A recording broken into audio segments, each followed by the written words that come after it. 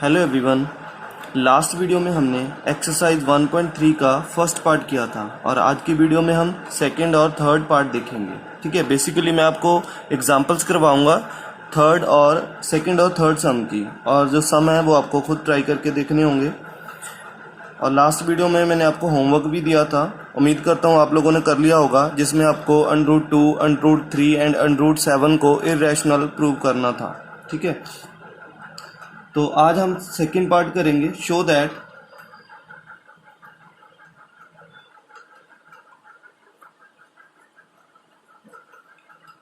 Five minus √3 is irrational.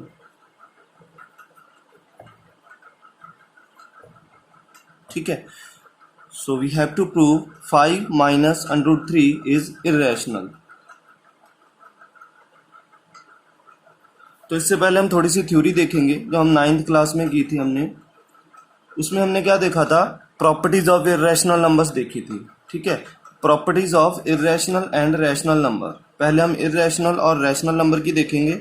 अगर मैं कोई दो रैशनल और इर्रेशनल नंबर्स को प्लस या फिर माइनस करता हूं तो मेरे पास आंसर में हमेशा इर्रेशनल नंबर ही आएगा। ठीक है, सिमिलरली किसी non zero rational number, non zero, यहाँ पे रैशनल नंबर जीरो नहीं होना चाहिए, अदर देन जीरो कोई भी हो, नॉन जीरो रैशनल नंबर को इर्रेशनल नंबर के साथ मल्टीप्लाई या फिर डिवाइड करता हूँ तो मेरे पास हमेशा इर्रेशनल नंबर ही आएगा। ये तो थी properties rational and irrational numbers की। अब हम बात करते हैं रैशनल और रैशनल की। कोई भी दो रैशनल नंबर्स को चाहे मैं ऐड करूं, सब्ट्रैक्ट करूं, मल्टीप्लाई करूं, डिवाइड करूं, आंसर में मुझे हमेशा रैशनल नंबर ही मिलेगा। ठीक है, सिमिलरली इर्रेशनल नंबर्स, अगर दो इर्रेशनल नंबर्स को मैं ऐड करूं, सब्ट्रैक्ट करूं, मल्टीप्लाई करूं या फिर मैं डिवाइड करूं तो ज़रूरी नहीं है कि ये नंबर इर्रेशनल आए। ये इर्रेशनल भी हो सकता है और रैशनल भी हो सकता है। कैसे, हम एग्जांपल लेते हैं। जैसे मैं प्लस की बात कर रहा हूँ, √3 प्लस माइनस √3, इनका अगर सम करूंगा तो 0 आएगा, जो कि इर्रेशनल नहीं होता। सिमिलरली सब्ट्रैक्शन की बात कर लेते हैं, √2 माइनस √2 वो भी 0 आएगा, जो कि इर्रेशनल नहीं होता। मल्टीप्लाई की बात कर लेते हैं, √3 इंटू √3, जो कि √3 का स्क्वायर बन जाएगा, 3 आ जाएगा आंसर, तो ये भी रैशनल नहीं है। सिमिलरली अगर आप डिवाइड करोगे √27 को, सपोज मैं √3 के साथ कर रहा हूँ, तो ये √9 आंसर आएगा, जो कि 3 होता है, तो ये भी मेरे पास रैशनल आया। तो जब भी मैं कोई दो इर्रेशनल नंबर्स को मल्टीप्लाई करूंगा या फिर डिवाइड करूंगा, ऐड करूंगा या सब्ट्रैक्ट करूंगा, तो जरूरी नहीं है कि मेरे पास इर्रेशनल ही आए, वो रैशनल भी आ सकता है, इर्रेशनल भी आ सकता है। ठीक है, जब मैं रैशनल नंबर्स को ऐड माइनस मल्टीप्लाई और डिवाइड करूंगा तो आंसर में हमेशा क्या आएगा, रैशनल नंबर आएगा। और ये इर्रेशनल और रैशनल, अगर मैं दोनों को ऐड करता हूँ, एक रैशनल है और एक इर्रेशनल है, तो आंसर हमेशा क्या आएगा, इर्रेशनल आएगा। अगर रैशनल और इर्रेशनल, जिसमें रैशनल पे कंडीशन है कि ये नॉन जीरो होना चाहिए। ठीक है, नॉन जीरो रैशनल और इर्रेशनल को मल्टीप्लाई या फिर डिवाइड करूंगा तो हमेशा मेरे पास इर्रेशनल नंबर आएगा। ठीक है, तो ये प्रॉपर्टीज आपको ध्यान में रखनी होंगी। तो अब शुरू करते हैं हमारा आज का क्वेश्चन। तो पिछले वीडियो में मैंने बताया था कि हमारे पास कोई डायरेक्ट प्रूफ नहीं होता या फिर हमारे पास कोई डायरेक्ट मेथड नहीं होता कि हम किसी नंबर को इर्रेशनल प्रूफ करें। तो हम इसके लिए हमारे पास एक मेथड है जिसे हम इनडायरेक्ट मेथड या फिर कॉन्ट्राडिक्ट मेथड बोलते हैं। हम उस मेथड के साथ इसे प्रूव कर सकते हैं कि ये इर्रेशनल नंबर है, और उसका प्रोसीजर मैंने लास्ट वीडियो में अच्छे से बता दिया था पूरे डिटेल में। ठीक है, तो उसमें क्या करना होता है, जो नंबर गिवन होता है, जो चीज़ हमें प्रूव करनी होती है, उसके ऑपोजिट हम अज्यूम करके चलेंगे कि वो ट्रू है। तो इसे मैंने इर्रेशनल प्रूव करना है, तो इसके ऑपोजिट में ट्रू मान के चलूंगा। Let 5 minus √3 is rational. मैंने अपनी तरफ से एज्यूम कर लिया कि 5 माइनस √3 जो गिवन नंबर है वो रैशनल नंबर है। अगर ये रैशनल नंबर है तो मैं इसे a अपॉन b की फॉर्म में लिख सकता हूं। अगर ये नंबर रैशनल नंबर है तो इसे मैं a अपॉन b की फॉर्म में लिख सकता हूं, where a and b are coprime. ठीक है, को प्राइम भी मैंने लास्ट वीडियो में बता दिया था आपको। अब आपको क्या करना है, अब इसको आपको रीअरेंज करके लिखना है। लिखना ऐसे है कि जो अंडररूट के अंदर नंबर है उसे आप एक तरफ रखोगे और बाकी जो भी नंबर है उसे आप एक तरफ रखोगे। सो 5 ये उस तरफ जाके प्लस का हो जाएगा, a माइनस बी इस तरफ आके माइनस का हो जाएगा। तो ये बन गया रीअरेंज करके मेरे पास। अब 5 मुझे पता है कि रैशनल नंबर होता है, ये तो मुझे पता ही है, 5 is a rational number. a upon b को मैंने एज्यूम किया हुआ है कि ये रैशनल है। और अभी हमने प्रॉपर्टीज पढ़ी कि अगर मैं दो रैशनल नंबर्स को सब्ट्रैक्ट करूंगा या फिर ऐड करूंगा या फिर मल्टीप्लाई या फिर डिवाइड करूंगा तो आंसर में क्या आना चाहिए, रैशनल नंबर ही आना चाहिए, है ना।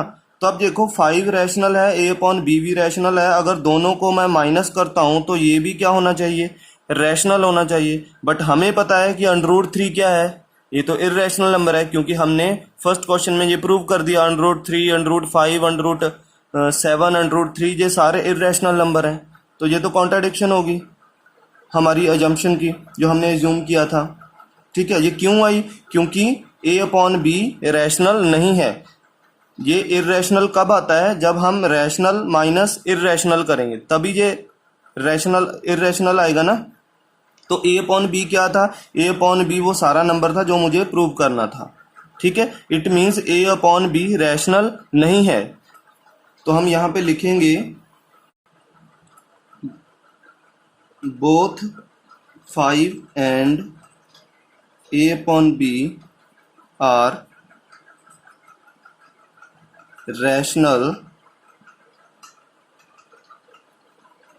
so that √3 is also rational। But हमें पता है √3 is not a rational number, but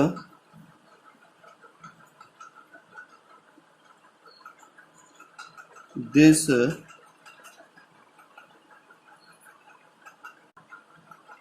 contradict the fact that √3 is irrational।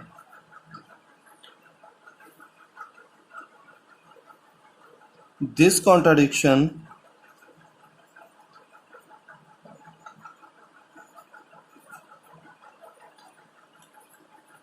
arisen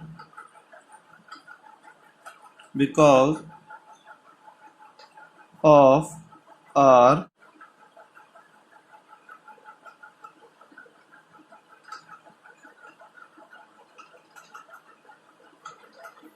incorrect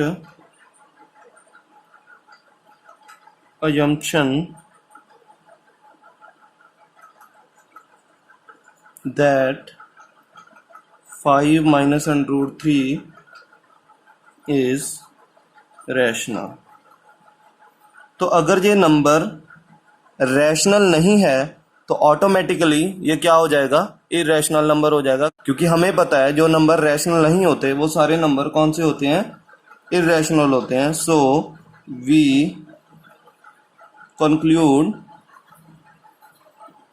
that 5 minus √3 is irrational। तो ऐसे आप प्रूव कर सकते हो ऐसे नंबर्स को इर्रेशनल। ठीक है, अब एग्जांपल 3 देखो। Prove that 3 into √2 is irrational। तो सेम मेथड होगा हमारे पास। सबसे पहले हम क्या करेंगे, कॉन्ट्राडिक्शन मेथड के अकॉर्डिंग इसे क्या अज्यूम कर लेंगे कि ये रैशनल नंबर है। Let √3 into √2 is rational number. अगर ये रैशनल नंबर है तो मैं इसे a अपॉन बी की फॉर्म में लिख सकता हूँ, वेयर अब यहाँ पे आप वही लाइंस लिखोगे, where a and b are को prime.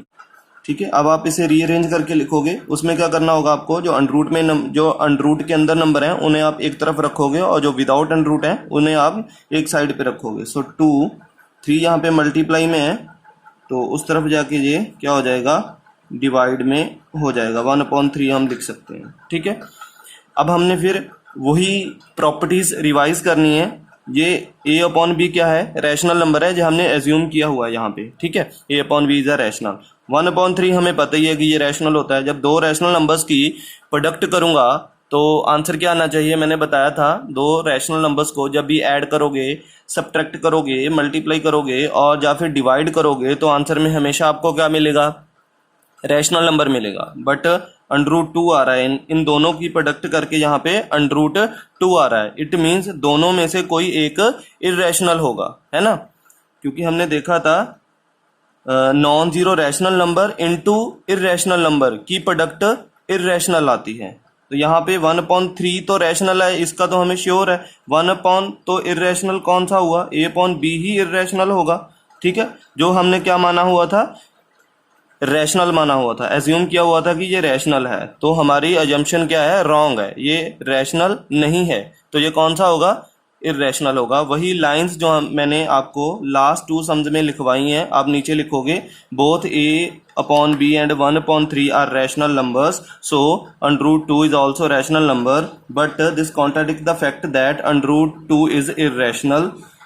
This contradiction has arisen because of our incorrect assumption that 3 into 2 is rational. तो अगर ये रैशनल नहीं होगा तो ये क्या होगा, इर्रेशनल होगा। ठीक है, जो वो लाइंस आपने नीचे लिख देनी है एज इट इज।